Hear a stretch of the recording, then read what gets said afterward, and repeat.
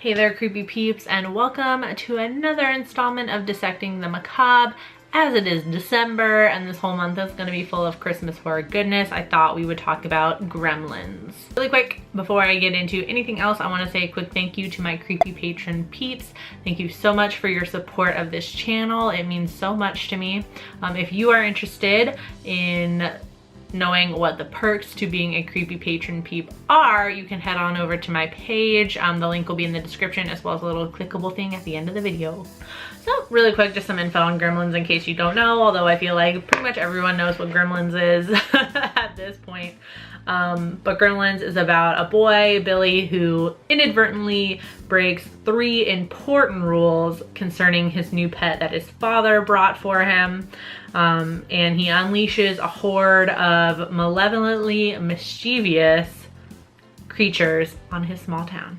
Obviously, Gremlins is not a straight horror film. It is a horror comedy. This movie came out in 1984 at a time when combining horror and comedy was becoming a little bit more popular. This came out the same exact weekend as Ghostbusters, and I think I remember reading there were like some comic strips or something, or one comic strip that was also kind of incorporating horror elements into its comedy. So this was a time when it was getting more and more popular to combine horror and comedy in film. This movie is pretty well known for its use of puppetry, which is pretty much the bulk of its special effects, as we have a whole bunch of little critters running around the entire movie.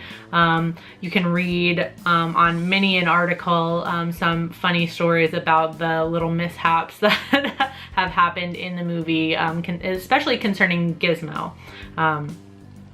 I've read a lot on a bunch of different sources about how the Gizmo puppets, as there were multiple of course, gave the crew a lot of problems in the production of this film. One huge theme in Gremlins, and this is going to relate to my blog post that should be up right now as well. You can know it comes up over here. I always point over here. It comes up over here, I think. I'll just point both directions. That's how we're gonna do it. I'm gonna be touching on this more in my blog post, but one of the big themes that I always notice in the movie is kind of this like a little bit xenophobic. Maybe that might be too, I feel like that's too harsh of a word, but it is there of course because you have Billy's dad who basically steals Gizmo from this Chinaman who's trying to like warn him of the rules and responsibilities of having a Mogwai. But you know, all he cares about is this is going to be a great gift for my son, so he brings it. And I feel like with Billy's dad as the middleman, the severity of the 3 rules for taking care of Gizmo is kind of lost, and it's just kind of like, look at this cool pet from another country, isn't it great? Like, so Billy and his dad don't fully understand how to take care of Gizmo, so that leads to, of course, Billy unleashing the Gremlins on his town. As far as its reception and influence, obviously this is one of the more popular films to be played on TV, at least around Christmas time, as it is a horror comedy and it's not all blood and guts. But it was a financial It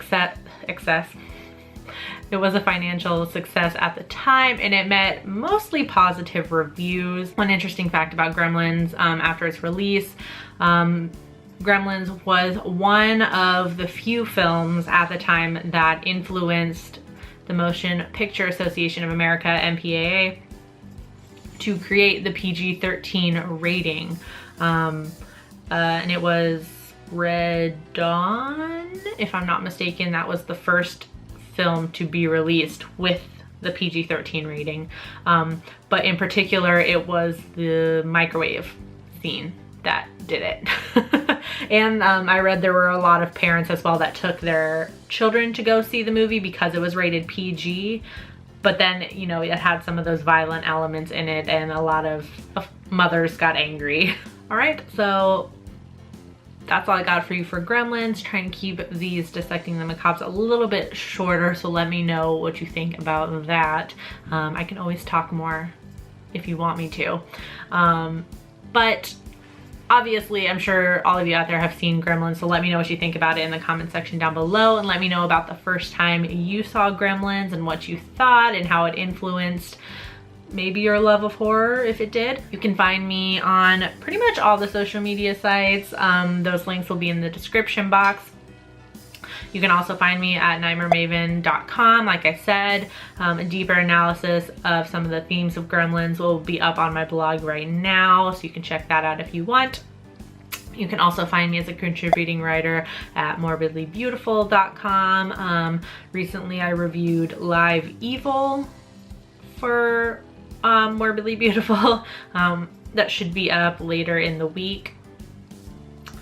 And you can also find me at patreon.com/nightmaremaven if you want to check my page out. I do hope you enjoyed this video. If you did, please give it a thumbs up. Subscribe if you're new here and become a creepy peep today. I post videos Monday through Friday. Thank you so much for watching, and until next time, stay strange. Bye!